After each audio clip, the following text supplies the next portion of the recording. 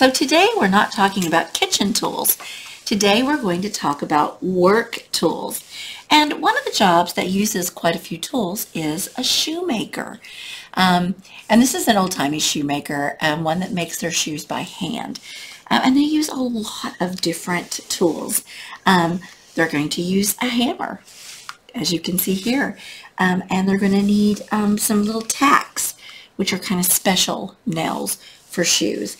They're going to need glue and nails and scissors and probably a really sharp knife, a needle and thread, and or a sewing machine, and some really good material, some leather for these kind of shoes. Okay, so I hope that you predicted some of those correctly, but that is a little tricky if you don't know about shoemaking.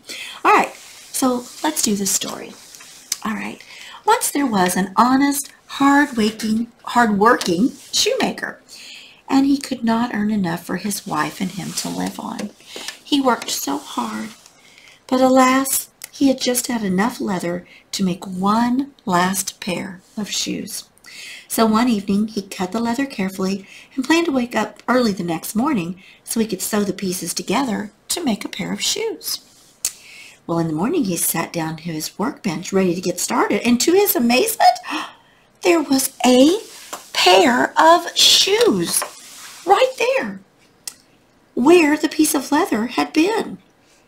At that very moment, a customer walked into his shop and purchased the fine pair of shoes, and this provided him with enough money to purchase leather and thread for 2 more pairs of shoes. Well, that evening, he sat down.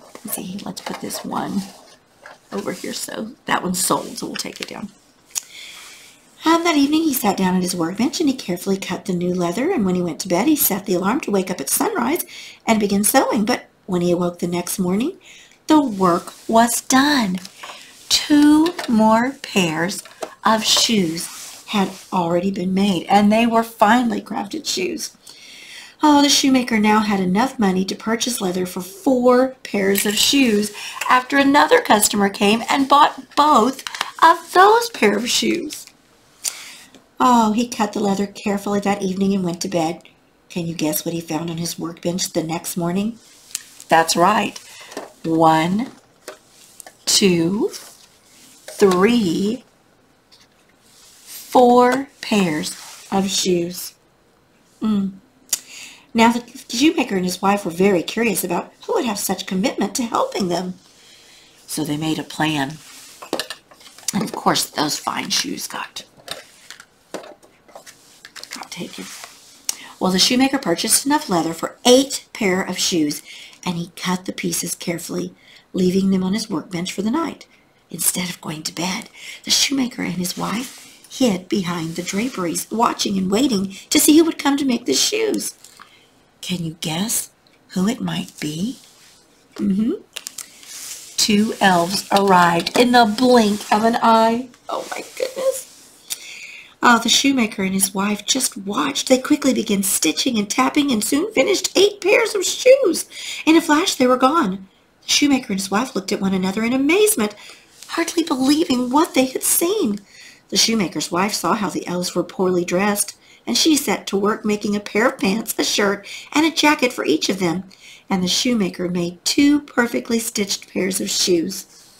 And they left them after they had gone. And they left them on the workbench for the elves for the next night. Once again that evening, the shoemaker and his wife hid behind the draperies and waited for the arrival of the elves. You can just imagine how excited the elves were to find such lovely things for them. They quickly dressed and began dancing with joy in their fine new wardrobe. In the twinkling of an eye, they were gone.